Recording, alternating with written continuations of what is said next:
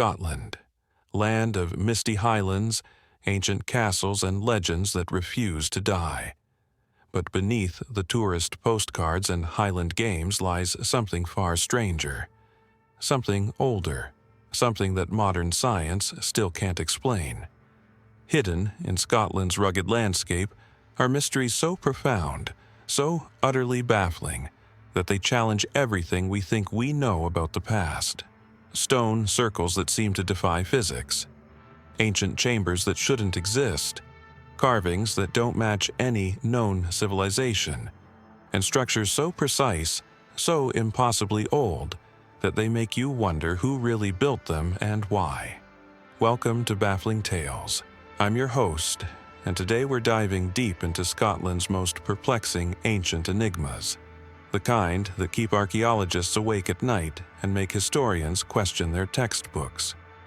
These aren't your typical Scottish legends about Nessie or ghostly bagpipers. These are real, tangible mysteries carved in stone and buried in earth. Mysteries that have been staring us in the face for centuries, yet somehow remain completely unsolved. Over the next hour, we're going to uncover 5 of Scotland's most mind-bending ancient puzzles.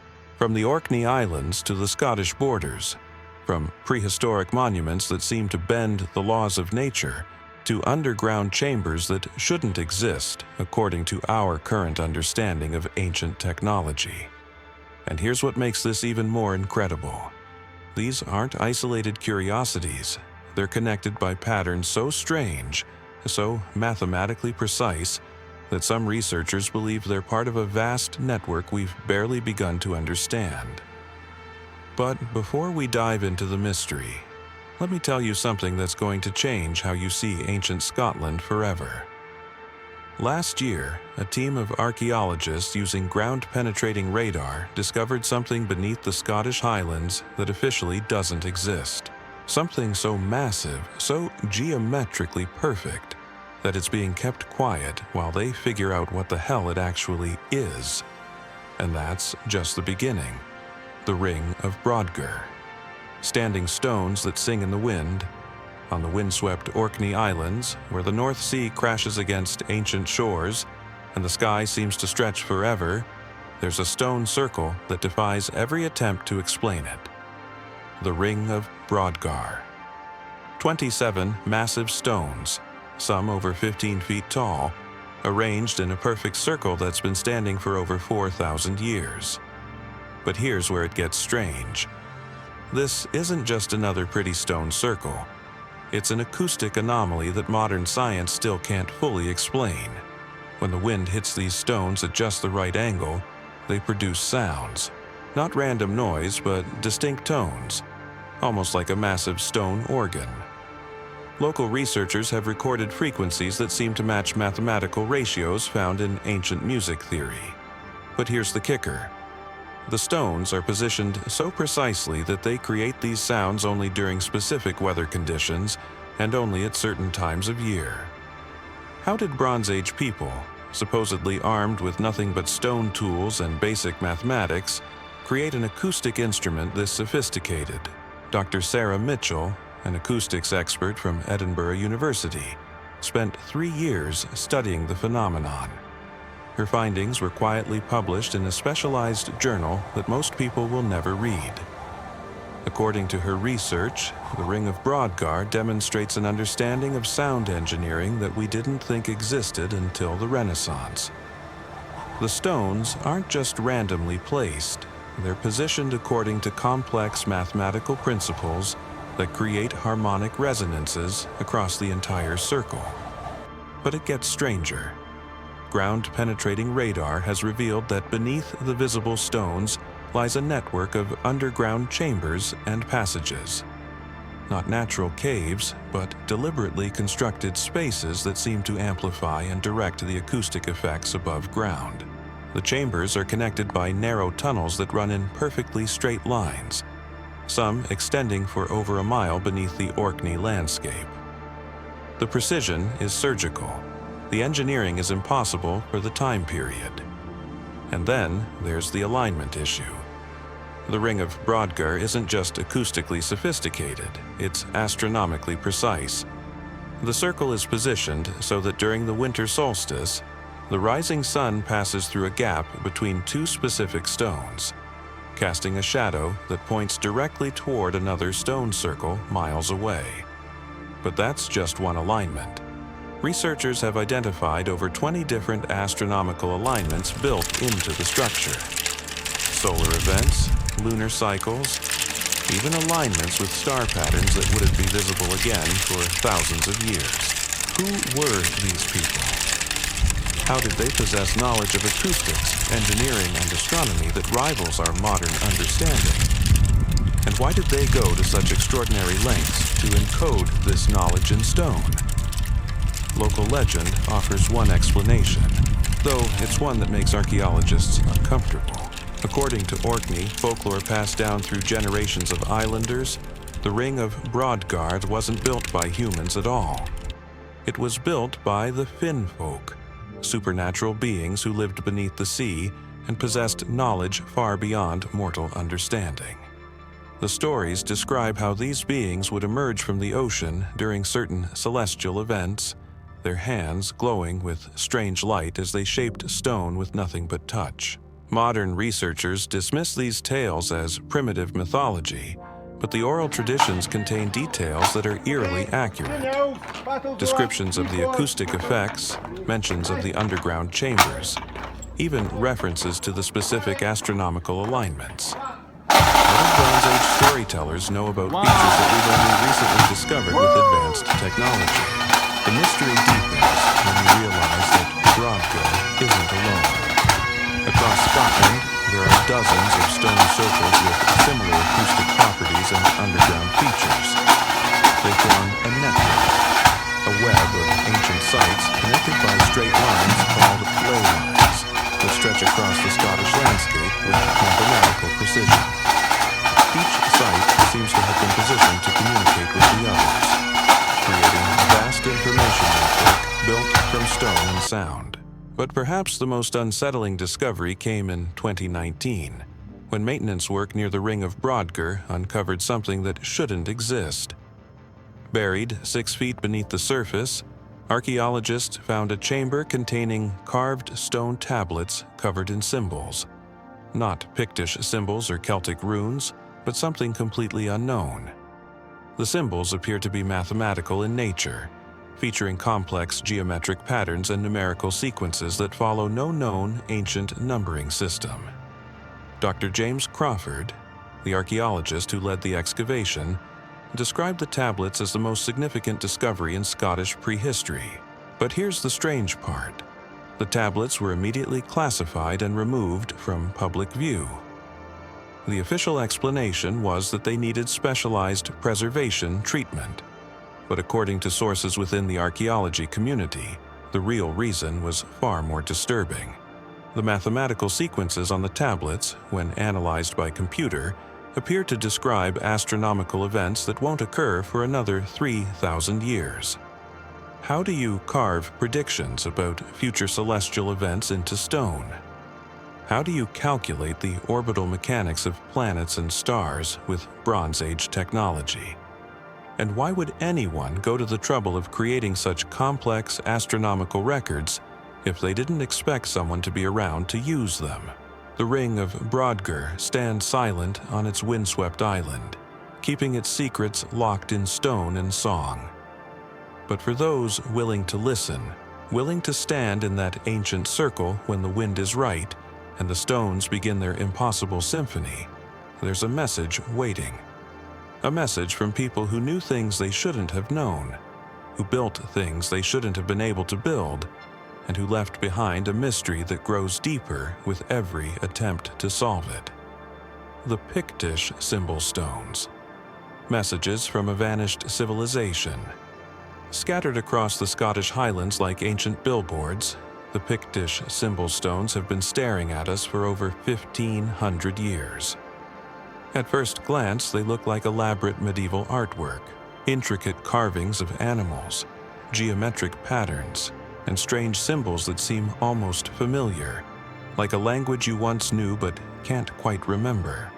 But the more you study these stones, the more unsettling they become. Because the Picts, the mysterious people who carved them, didn't just disappear from history. They vanished so completely that we're not even sure they existed the way we think they did. The Picts were supposed to be a Celtic tribe that dominated northern Scotland from roughly 300 to 900 AD. They left behind hundreds of carved stones, but almost no written records, no cities, no graves that we can definitively identify as Pictish. It's as if an entire civilization existed just long enough to carve these cryptic messages in stone, then evaporated into legend. But here's what makes the symbol stones truly baffling. The symbols aren't random artistic expressions. They follow patterns, mathematical sequences that suggest a sophisticated understanding of geometry and astronomy that shouldn't have existed in early medieval Scotland. Dr. Margaret Ross from Glasgow University has spent her career studying Pictish symbols, and her research has led her to some uncomfortable conclusions. The symbols, she discovered, aren't just decorative. They're a form of writing, but not like any writing system we've ever encountered. Instead of representing sounds or words, the symbols seem to represent concepts, mathematical relationships, and astronomical data. It's like finding a Stone Age computer program carved into granite. Take the Aberlemno stones, 4 massive slabs covered in intricate Pictish carvings. For decades, historians interpreted the symbols as religious or ceremonial art. But when Dr. Ross analyzed the geometric patterns using computer modeling, she discovered something extraordinary. The symbols on each stone correspond to specific astronomical configurations. Not just simple observations of the sun and moon, but complex calculations involving the precession of the equinoxes, a phenomenon that takes over 25,000 years to complete. How did medieval Celtic people calculate astronomical cycles that wouldn't be understood by European scholars until the Renaissance? And why encode this information in stone symbols scattered across the Highlands? The answer might lie in what the symbols actually represent. Because according to Dr. Ross's research, the Pictish stones aren't historical records at all. They're instructions. A manual for something we don't understand, written by people who knew it would be needed long after they were gone. The evidence is in the patterns. Every Pictish stone follows the same basic formula, a series of animal symbols, usually including a serpent, a bull, and a bird. Geometric shapes that always include specific angles and proportions. And finally, what archaeologists call the mirror and comb symbols, abstract designs that appear on almost every stone but have never been satisfactorily explained. Dr. Ross believes these aren't random artistic choices. They're components of a larger system, like parts of a machine that only makes sense when you see all the pieces together. But here's where the mystery takes a darker turn. In 2018, a team of researchers used advanced laser scanning to create detailed 3D models of every known Pictish stone. When they overlaid the locations of the stones on a map of Scotland and connected them according to the geometric relationships encoded in the symbols, something incredible emerged. The stones form a network, a vast geometric pattern that covers the entire Scottish Highlands with mathematical precision. And at the center of this network, in a remote valley where no Pictish stones have ever been found, the lines converge on a single point.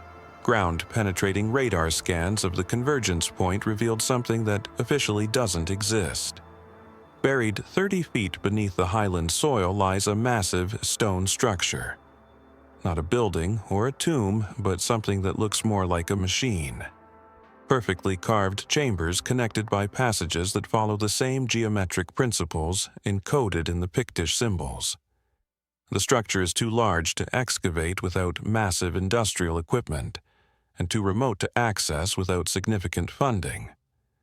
So it sits there, waiting, while bureaucrats and academics argue about permits and protocols.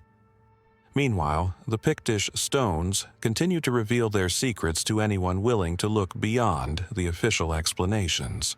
Local researchers, amateur archaeologists, and curious tourists have documented phenomena that don't appear in academic journals.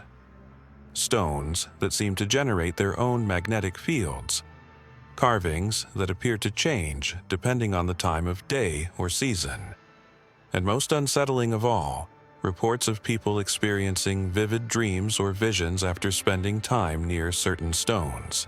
Sarah McLeod, a local historian from Inverness, has been collecting these accounts for over 20 years.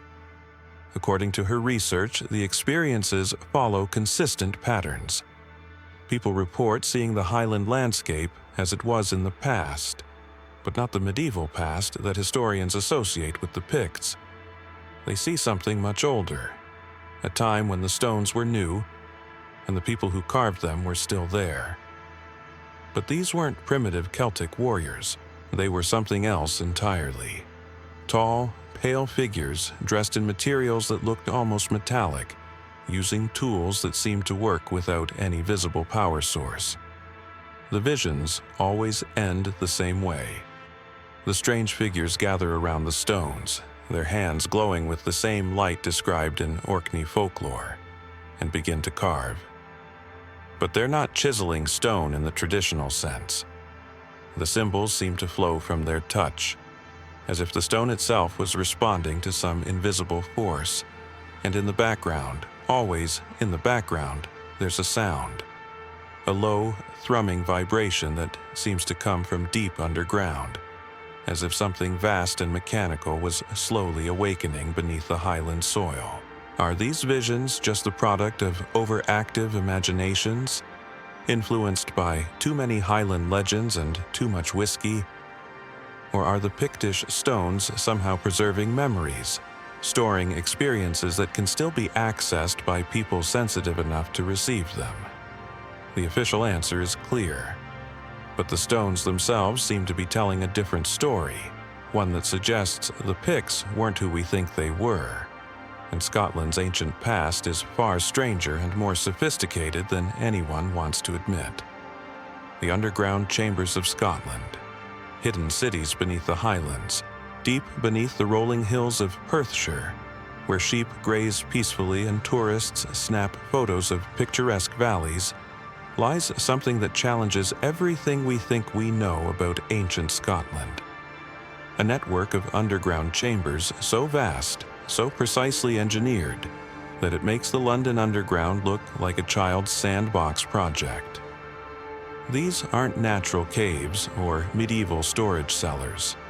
They're sophisticated subterranean complexes that predate recorded Scottish history by thousands of years, and they're connected by tunnels that stretch for hundreds of miles beneath the Highland landscape.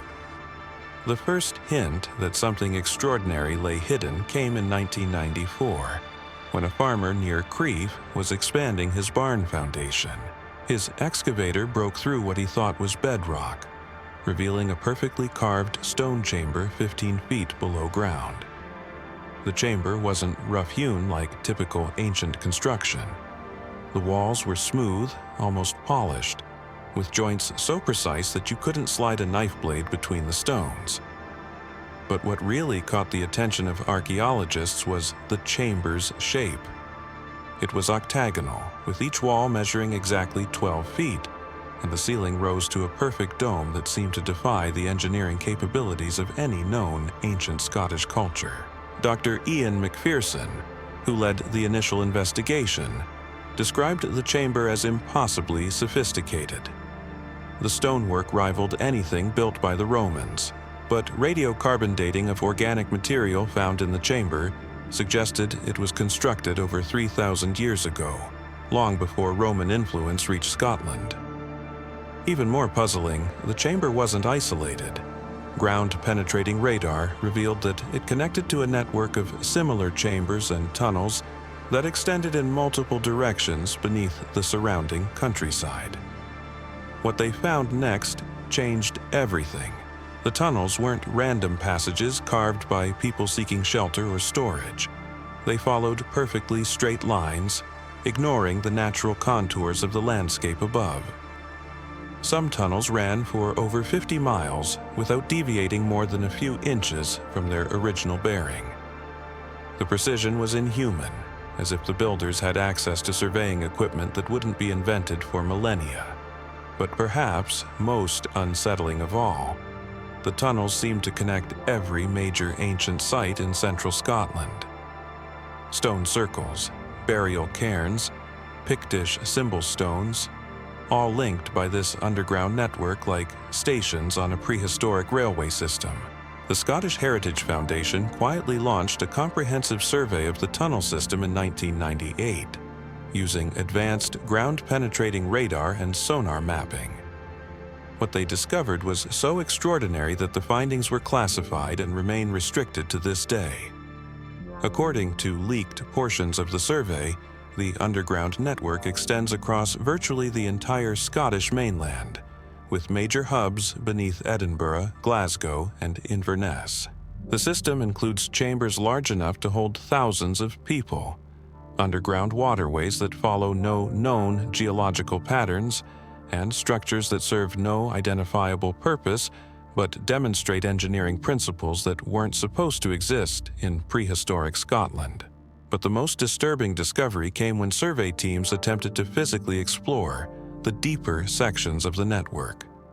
Multiple exploration attempts were abandoned after teams reported equipment failures, sudden temperature drops, and what they described as an overwhelming sense of being watched.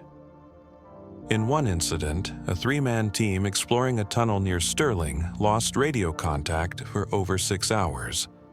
When they finally emerged, they claimed to have been walking for only 20 minutes. But their equipment showed they had traveled over 8 miles through passages that weren't on any of their maps. Local folklore offers explanations that make archaeologists uncomfortable, but might contain more truth than anyone wants to admit. Highland traditions speak of the Sluagh, supernatural beings who lived beneath the earth and emerged only during times of great change or danger. According to these legends, the underground realm was vast and beautiful, filled with halls lit by stones that glowed without fire and gardens that grew without sunlight. The Sluagh were said to possess knowledge of the past and future, and they would sometimes share this knowledge with humans who proved worthy of their trust. These stories were dismissed as Celtic mythology until researchers began noticing correlations between the folklore and the physical evidence. The legendary descriptions of glowing stones matched reports from survey teams who found chambers containing crystalline formations that seemed to emit their own light. References to underground gardens corresponded to areas where the tunnels opened into vast caverns filled with unusual plant life that somehow thrived without natural sunlight. Most unsettling of all, the folklore's descriptions of time distortion in the underground realm matched the experiences reported by modern exploration teams. Margaret Stewart, a folklore researcher from St. Andrews University, has spent decades collecting and analyzing Highlands stories about the underground realm. Her research suggests that the legends aren't just imaginative tales, but preserved memories of actual encounters with whatever civilization built the tunnel network. The stories contain technical details about the construction and layout of the chambers that match the physical evidence discovered by modern surveys. They describe specific locations, architectural features, and even the acoustic properties of certain chambers, all of which have been confirmed by contemporary investigation. But perhaps the most compelling evidence comes from the chambers themselves. Several have been found to contain carved inscriptions, but not in any known ancient script. The symbols are geometric, mathematical in nature, following patterns that suggest advanced knowledge of engineering and astronomy. Computer analysis of these inscriptions has revealed that they contain precise mathematical constants, astronomical data, and what appear to be technical specifications for construction projects. The implications are staggering. Whoever built these chambers possessed scientific knowledge that rivals our modern understanding of physics and mathematics. The mystery deepens when you consider the sheer scale of the construction project. Moving the amount of stone required to build this network would have taken thousands of workers laboring for decades. Yet, there's no evidence of the massive settlements that would have been needed to support such a workforce. No ancient quarries large enough to supply the materials. No tool marks that match any known ancient construction techniques. It's as if the entire network materialized overnight, built by people who possess technology we can't identify and then vanished without leaving any other trace of their civilization. Recent developments have added new layers to the mystery. In 2021, a team of geologists studying seismic activity in the Highlands detected unusual vibrations emanating from deep underground. The vibrations follow regular patterns, almost like a mechanical rhythm, and they seem to originate from the deepest levels of the chamber network. The patterns are too regular to be natural geological activity, but they don't match any known human-made sounds. Some researchers theorize that the vibrations might be produced by underground water systems or geological stress, but others believe they might indicate that something within the network is still active, still functioning after thousands of years. The official response to these discoveries has been cautious to the point of secrecy.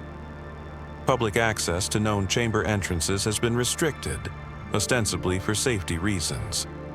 Academic papers about the network are rare and heavily redacted. Government agencies cite concerns about structural stability and environmental protection. But critics argue that the real concern is preventing public awareness of discoveries that don't fit conventional historical narratives. Meanwhile, the chambers wait in darkness beneath the Scottish Highlands, their smooth walls and perfect geometries challenging our understanding of what ancient people could achieve. The tunnels stretch through the bedrock like arteries in some vast underground organism, connecting sites that span the breadth of Scotland with precision that seems impossible for any prehistoric civilization. And somewhere in the deepest levels of the network, something continues to pulse with mechanical regularity, marking time in a rhythm that has continued unbroken for millennia. What lies in the depths of Scotland's hidden chambers? Who built this impossible network? And why did they go to such extraordinary lengths to conceal it beneath the Highland landscape? The answers might be waiting in those dark passages, carved in stone symbols we can't read, preserved in chambers we're afraid to explore. But as long as bureaucratic caution and academic skepticism prevent serious investigation, the underground realm of Scotland will continue to guard its secrets, hidden beneath our feet like a lost world waiting to be rediscovered. The Callanish Stones, time machines carved in granite. On the remote Isle of Lewis in Scotland's Outer Hebrides, where Atlantic storms rage for months and the landscape feels like the edge of the world, stands something that shouldn't exist: the Callanish Stones, 53 megalithic pillars arranged in a complex cruciform pattern that has defied explanation for over 5,000 years. But calling them stone circles like Stonehenge or Brodgar barely scratches the surface of what makes Callanish so profoundly unsettling. Because these stones don't just mark time or track celestial events. They seem to manipulate time itself. Local legend has always insisted there was something otherworldly about Callanish. Island folklore speaks of the Shining Ones, luminous beings who would dance among the stones during the summer solstice, their movements causing the granite pillars to glow with an inner light that could be seen from miles away. For generations, Lewis Islanders avoided the site after dark, claiming that time moved differently there. Watches would stop working. People would enter the stone circle at sunset and emerge convinced only minutes had passed, only to discover that hours had vanished from their lives. Modern researchers initially dismissed these accounts as Celtic superstition until Dr. Elizabeth Cameron from Aberdeen University began documenting temporal anomalies at Callanish in 2003. Her team installed precision atomic clocks throughout the site, and discovered something that challenged the fundamental laws of physics. Time actually does move differently within the stone circle. Not dramatically, not like science fiction, but measurably, consistently, and without any known scientific explanation. The effect is subtle but undeniable. Atomic clocks placed at the center of the circle run approximately 0.3 seconds slower per hour than identical clocks positioned outside the stone formation. The difference is tiny, but it's real, reproducible, and completely impossible according to our current understanding of space-time. Einstein's theories predict that gravitational fields can affect time, but there's no unusual mass concentration at Callanish, no magnetic anomalies, no geological features that could explain why granite stones arranged by Neolithic people would create a localized time distortion field. But the temporal effects are just the beginning of Callanish's mysteries. The stones themselves possess properties that modern materials science can't explain. Each pillar is carved from Louisian gneiss, some of the oldest rock on Earth, dating back nearly 3 billion years. But analysis of the stone composition reveals trace elements that don't occur naturally in Scottish geology. Isotopic signatures that suggest the stones originated somewhere else entirely, not just from a different quarry, but possibly from a different planet altogether. Dr. James Morrison, a geologist who spent 15 years analyzing samples from the Callanish Stones, published his findings in an obscure scientific journal that few people will ever read.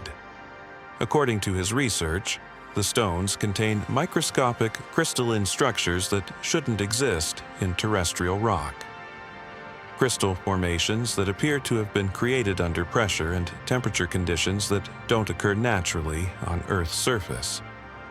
The implications are staggering, but Morrison's work was quietly shelved after he suggested that the stones might be extraterrestrial in origin. The arrangement of the stones adds another layer to the mystery. Unlike other stone circles that form simple geometric patterns, Callanish is laid out in a complex cruciform design that incorporates mathematical relationships found in advanced physics. The distances between stones follow numerical sequences that weren't discovered by human mathematicians until the 20th century. The angles of alignment correspond to quantum mechanical constants that weren't even theoretical concepts when the stones were erected 5 millennia ago. Computer modeling of the stone arrangement reveals that Callanish functions as a massive three-dimensional equation carved in granite. The stones don't just mark astronomical events, they calculate them.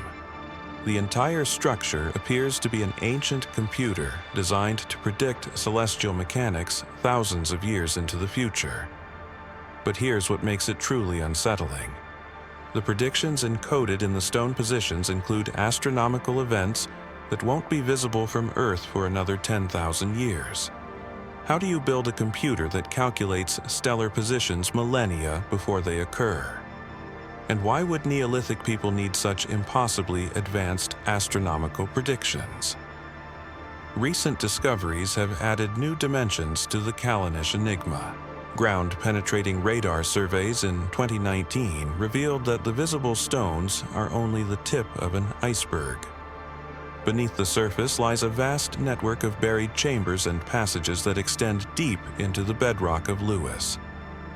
The subterranean complex follows the same mathematical principles as the surface stones, creating a three-dimensional geometric form that resembles no known ancient architecture. The underground chambers contain features that defy explanation. Walls carved with spiral patterns that seem to shift and move when viewed under different lighting conditions.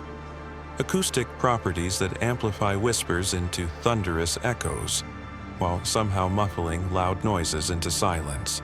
And most disturbing of all, areas where electronic equipment malfunctions in ways that suggest the presence of unknown energy fields. Dr. Sarah McLeod led a team that attempted to map the underground complex using advanced laser scanning equipment.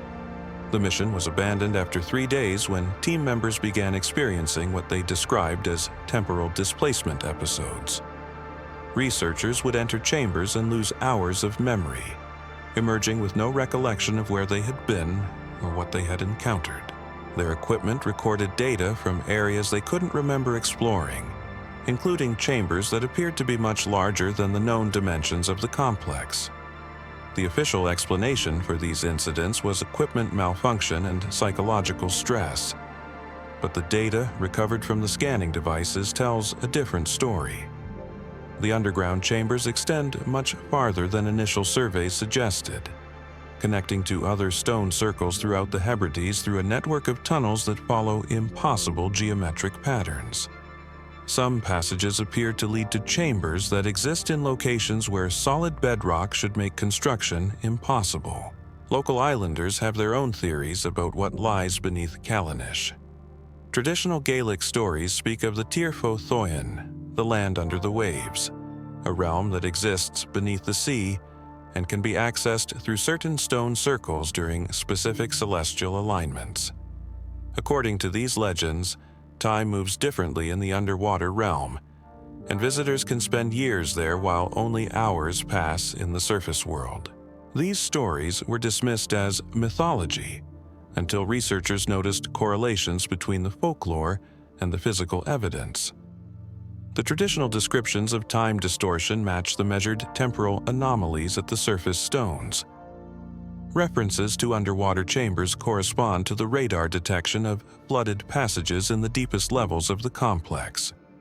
Most unsettling of all, the legends describe inhabitants of the underwater realm who possess knowledge of past and future events, beings who left instructions carved in stone for future generations to discover. The instructions, according to Gaelic tradition, weren't meant for the people who built the stones. They were meant for us, the descendants who would eventually develop technology capable of understanding the true purpose of the Callanish complex. But understanding that purpose might require accepting possibilities that challenge our fundamental assumptions about physics, history, and the nature of time itself. Recent electromagnetic surveys of the site have detected energy patterns that pulse in rhythm with astronomical events. During lunar eclipses and solar flares, the stones emit measurable electromagnetic radiation that follows patterns too complex to be natural geological phenomena. The radiation appears to be modulated, encoded with information that suggests the stones are still functioning as some kind of communication device, still sending and receiving signals across vast distances of space and time. But signals to whom and from where? The answers might lie buried in the flooded chambers beneath Lewis, preserved in stone archives that we lack the courage or technology to fully explore. Or perhaps the answers are already here, encoded in the positions of the stones themselves, waiting for us to develop the mathematical sophistication necessary to decode messages left by builders who understood aspects of reality that our science hasn't yet discovered. Standing among the Callanish Stones on a clear Highland night, when the aurora borealis dances across the sky and the granite pillars seem to pulse with their own inner light, you can feel the weight of unanswered questions pressing down like the vast Scottish darkness. These aren't just ancient monuments, they're puzzles, challenges, invitations to expand our understanding of what's possible. And perhaps most unsettling of all, they're still working, still calculating, still keeping time in ways we can't comprehend, marking the passage of moments that exist outside our normal understanding of temporal flow. The Callanish Stones stand sentinel on their windswept island, guardians of secrets that stretch back to the dawn of human civilization and forward to futures we can barely imagine. They wait in patient silence, their crystalline structures humming with energies we can detect but not explain. Their underground chambers holding archives of knowledge that might rewrite our understanding of history itself. But they're not waiting passively. They're preparing, calculating, getting ready for something that their builders knew would eventually come to pass. The question isn't whether we'll eventually understand what the Callanish Stones were built to accomplish. The question is whether we'll be ready when they finish their 5,000-year countdown and finally reveal the true purpose behind their impossible construction. Arthur's Seat and the Salisbury Crags. Edinburgh's alien geology. Rising above Scotland's capital like a sleeping dragon, Arthur's Seat dominates the Edinburgh skyline with its distinctive profile that's been shaped by forces far more mysterious than ordinary geological processes. At 823 feet above sea level, this ancient volcanic formation seems natural enough to casual observers. But geologists who've studied its unique rock formations and impossible mineral compositions have reached disturbing conclusions about its true origins. Because Arthur's Seat isn't just an extinct volcano. It's something much stranger. Something that suggests Edinburgh sits atop geological features that shouldn't exist anywhere on Earth. The first clue that something was amiss came in 1836, when workers quarrying stone from the Salisbury Crags discovered chambers filled with perfectly preserved organic material that shouldn't exist in volcanic rock. The chambers weren't natural air pockets or lava tubes. They were geometric spaces carved with precision that rivaled the finest masonry, containing what appeared to be biological specimens embedded in a crystalline matrix that had somehow prevented normal fossilization processes. Dr. Robert Knox, the anatomist who examined the specimens, described them in a report that was quickly suppressed by the Royal Society of Edinburgh. According to Knox's analysis, the organic material showed cellular structures that didn't match any known terrestrial life forms. The specimens appeared to be plant-like, but with internal organization that resembled advanced neural networks more than traditional botanical anatomy. Most disturbing of all, the specimens weren't fossilized in the conventional sense. They were preserved in a state of suspended animation, as if some unknown process had frozen them at the moment of death. Modern analysis of similar specimens found in subsequent excavations has only deepened the mystery. The crystalline matrix preserving the organic material contains isotopes that don't occur naturally in Earth's geological processes. Spectroscopic analysis reveals molecular structures that require formation temperatures and pressures that exceed anything possible in terrestrial volcanic activity. It's as if Arthur's Seat formed under conditions that exist nowhere in our solar system, then somehow transported itself to Scotland, complete with its impossible cargo of alien life forms. But the geological anomalies are just the beginning. Arthur's Seat generates its own magnetic field, completely independent of Earth's natural magnetosphere. The field isn't constant. It pulses with rhythmic variations that follow patterns too complex to be natural geological phenomena. Compass readings taken at different locations on the hill can vary by more than 90 degrees, creating a magnetic maze that has confused navigation instruments for centuries. The magnetic anomalies have practical consequences that Edinburgh authorities prefer not to discuss. Aircraft flying over Arthur's Seat regularly report instrument failures and navigation errors. Electronic devices malfunction in predictable patterns throughout Holyrood Park. And most unsettling of all, the magnetic field appears to be strengthening over time, as if some buried mechanism was slowly powering up after centuries of dormancy. Professor Janet Morrison from Edinburgh University's Department of Earth Sciences has spent her career studying the geological mysteries of Arthur's Seat, and her research has led her to conclusions that make her colleagues uncomfortable. The rock formations, she discovered, aren't the product of normal volcanic processes. They show signs of having been shaped by directed energy, carved and molded by forces that focused heat and pressure with surgical precision. The patterns in the rock suggest that Arthur's Seat wasn't formed by natural geological processes at all, but was artificially constructed by intelligences that possessed technology far beyond anything in our current scientific understanding. The evidence is written in stone. Core samples from deep within Arthur's Seat reveal layered structures that follow mathematical sequences found in advanced physics. The rock compositions change in precise ratios that correspond to quantum mechanical constants. Most remarkably, the geological layers appeared to encode information, as if the entire hill was designed as a massive data storage system built from living rock. But perhaps the most compelling evidence comes from the chambers themselves.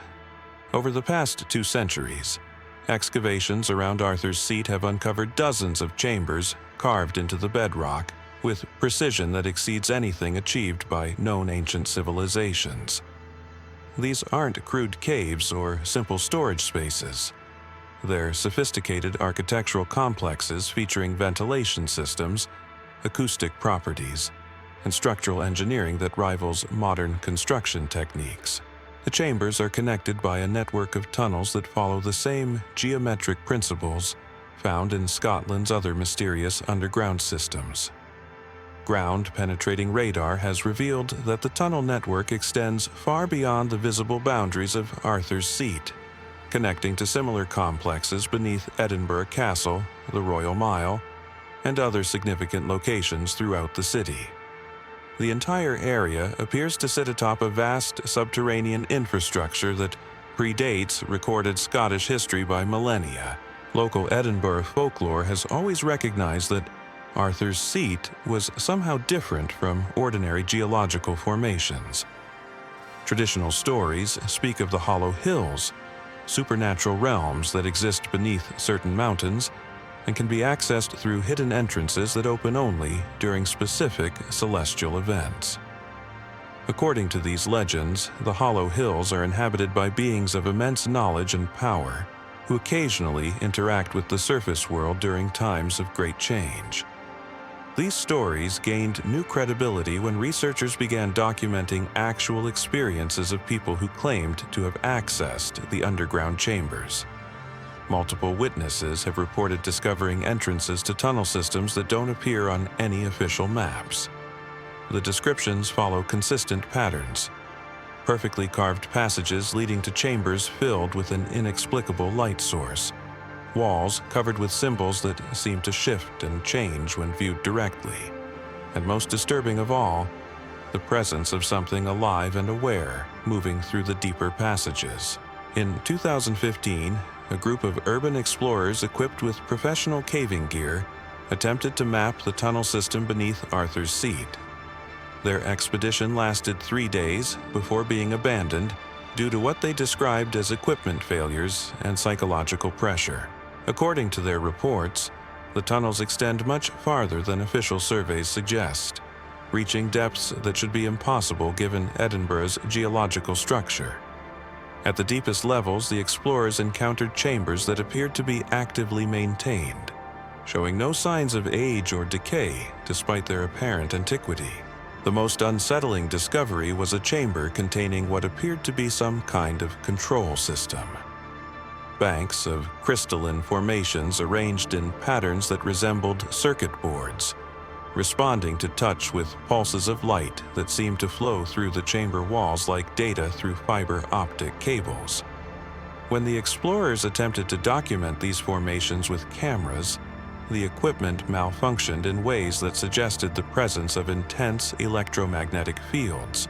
The official response to these discoveries has been predictably cautious. Public access to known chamber entrances has been restricted, and detailed surveys of the underground network remain classified.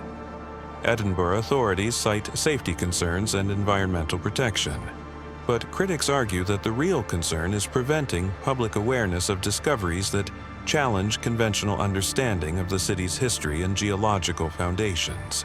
Meanwhile, Arthur's Seat continues to pulse with its mysterious magnetic rhythms, its buried chambers humming with energies that grow stronger with each passing year.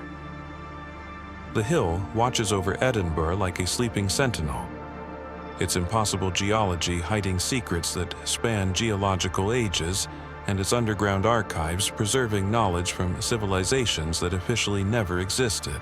What lies buried beneath Scotland's capital? What intelligence carved those perfect chambers and encoded information in layers of living rock? And what will happen when the magnetic field reaches sufficient strength to activate whatever systems have been dormant beneath Arthur's seat for thousands of years? The answers might be waiting in those hidden chambers, preserved in crystalline mattresses that have kept their secrets safe since before human history began. But finding those answers would require the courage to descend into passages that bend the laws of physics, to explore chambers that exist in spaces where solid rock should make construction impossible, and to confront the possibility that Edinburgh sits atop something far older and more sophisticated than anything our civilization has ever created: the Hexham Heads and Scotland's connection to something ancient. In 1971, two young boys digging in their garden in Hexham, Northumberland, just south of the Scottish border, unearthed something that would launch one of Britain's most enduring archaeological mysteries.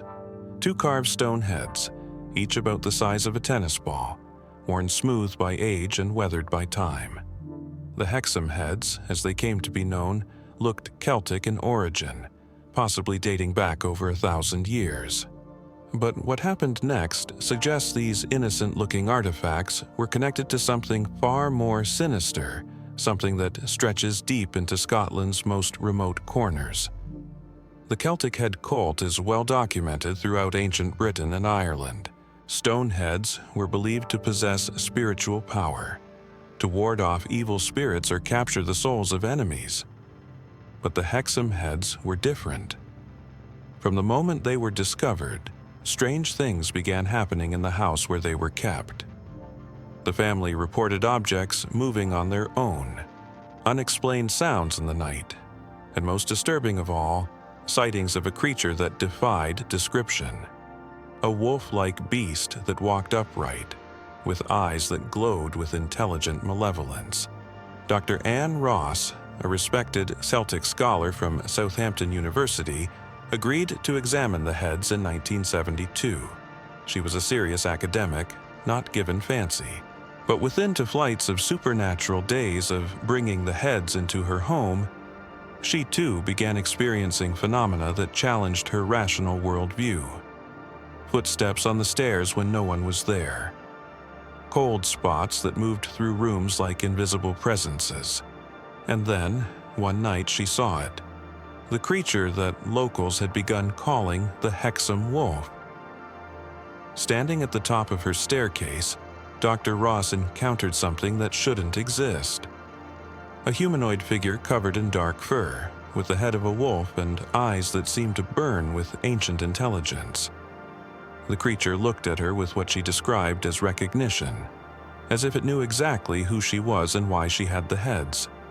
Then it turned and walked through a solid wall, leaving behind only the smell of wet earth and something else.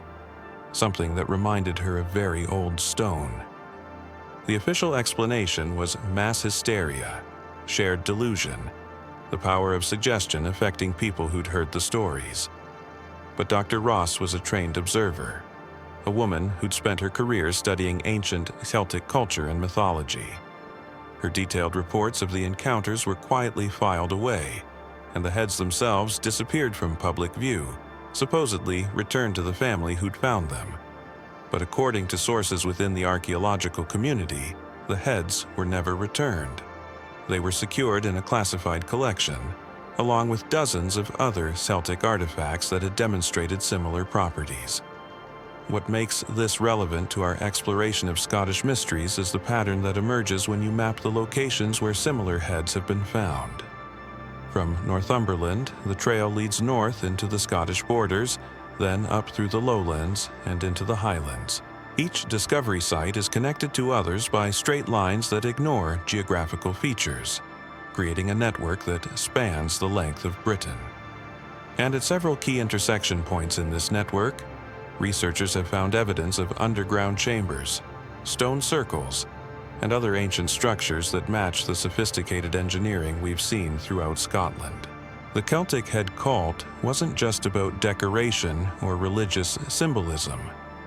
The heads were components of something larger, markers in a system that stretched across the landscape like circuit boards embedded in the earth itself. Each head was carved according to specific proportions and positioned at precise locations that created geometric relationships spanning hundreds of miles. The network they formed was a machine of sorts, though one that operated on principles we don't understand using energies we can barely detect. Archaeological evidence suggests that the head network was active for over 1,000 years, from roughly 500 BC to 500 AD. During this period, Celtic druids maintained the sites, performed rituals that seemed to activate the heads, and recorded observations in a symbolic language that we've never fully deciphered. But then, suddenly, the network went dormant. The heads were buried, hidden, scattered across the landscape as if their guardians were trying to deactivate something they could no longer control. The timing is significant. The deactivation of the head network corresponds exactly with the period when Roman legions were advancing through Britain, encountering resistance from Celtic tribes who seemed to possess knowledge and capabilities that their primitive technology shouldn't have supported. Roman accounts describe Celtic warriors who could predict battle outcomes with supernatural accuracy, druids who could call down lightning from clear skies, and, most unsettling of all, ritual sites where the laws of nature seemed suspended. Could the head network have been a communication system, allowing Celtic leaders to coordinate resistance across vast distances? Or was it something more fundamental?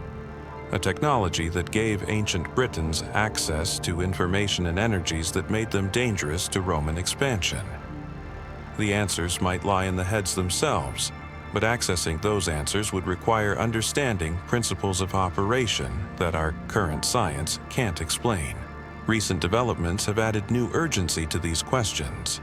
Since 2010, there have been over 40 documented discoveries of similar carved heads throughout Scotland and northern England. Most are found by accident during construction projects or agricultural work. Each discovery follows the same pattern: initial excitement from local archaeologists, detailed documentation and analysis, then quiet removal from public view as the heads are transferred to secure collections. But some of the recently discovered heads show signs of recent activation. Electromagnetic readings that spike during certain lunar phases, temperature variations that don't correspond to environmental conditions, and most disturbing of all, reports from people who've handled them of experiencing vivid dreams or visions that seem to show the British landscape as it existed thousands of years ago. These visions follow consistent patterns. The observers see the head network as it once was, with each site glowing with inner light and connected to others by streams of energy that flowed across the countryside like luminous rivers. The Celtic guardians of the sites weren't primitive tribal priests, but sophisticated technicians who understood the network's operation and could manipulate its effects through ritual and intention. The visions always end with a warning. The network wasn't deactivated by choice, but by necessity. Something had gone wrong. Some aspect of the system had become dangerous or uncontrollable. The heads were scattered and buried not to preserve them, but to prevent them from reactivating automatically when certain astronomical conditions returned. Those conditions, according to astronomical calculations, are approaching again. The same stellar alignments that marked the network's original activation period are due to repeat within the next 50 years. And if the Celtic Guardians' warnings are accurate, the scattered heads will begin to reactivate whether we understand their purpose or not. The implications are staggering. Across Scotland and northern England, buried beneath modern cities and rural farmland, lies a network of stone artifacts that were designed to operate as components of a system we don't understand. A system that once gave ancient peoples capabilities that challenged the expanding Roman Empire and might have changed the course of European history if it hadn't been deliberately deactivated by its own creators. What will happen when the heads begin to function again? What energies will flow through the landscape when the network completes its centuries-long reboot sequence?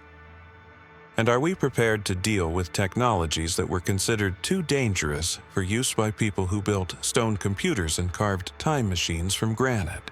The answers lie buried throughout Scotland, hidden in collections that most people will never see, preserved in stone archives that we lack the knowledge to properly read. But the heads themselves are patient. They've waited for nearly 2,000 years for the right astronomical moment to return. And when that moment arrives, when the ancient network powers up for the first time since the Romans drove its creators into hiding, we might finally understand what our ancestors were trying to accomplish with their impossible technologies. Or we might discover why they decided those technologies were too dangerous to leave active, and why they went to such extraordinary lengths to ensure the network would remain dormant until their distant descendants were ready to face whatever consequences they'd been trying to avoid. The countdown has already begun. Deep in secure collections across Scotland, the heads are stirring, responding to celestial influences that grow stronger with each passing year. The ancient network is preparing to wake up, and when it does, Scotland's greatest mystery might finally reveal its purpose, whether we're ready for that revelation or not. So, there you have it. 5 of Scotland's most mind-bending ancient mysteries that modern science still can't explain. From the singing stones of Brodgar to the time-warping megaliths of Callanish. From Pictish symbols that encode impossible knowledge to underground chambers that shouldn't exist. From Edinburgh's alien geology to Celtic head networks that span the length of Britain. Each mystery stands alone as a challenge to everything we think we know about the past. But together, they paint a picture of ancient Scotland that's far stranger, far more sophisticated than anything in our history books. A land where Bronze Age people built acoustic computers from stone, where medieval Picts carved astronomical calculators into granite, where underground networks stretch for hundreds of miles beneath the Highland landscape with surgical precision. The pattern is undeniable. Across Scotland, scattered through time but connected by purpose, ancient peoples possessed knowledge and technology that rivals our modern understanding of physics, mathematics, and engineering. They built things that still function after millennia. They encoded information we're only beginning to decode. And they left behind a mystery so profound that it challenges our fundamental assumptions about human civilization. But perhaps the most unsettling truth is that these aren't dead monuments to a forgotten past. They're still active, still calculating, still waiting. The stones pulse with energies we can detect but not explain. The underground chambers hum with mechanical rhythms that have continued unbroken for thousands of years. And the ancient networks are preparing for something, counting down to a moment their builders knew would eventually arrive. Whether we're ready for that moment or not, Scotland's ancient mysteries aren't finished with us yet.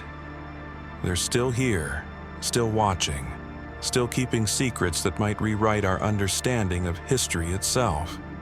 And maybe, just maybe, they're about to reveal why our ancestors went to such extraordinary lengths to preserve their impossible knowledge in stone.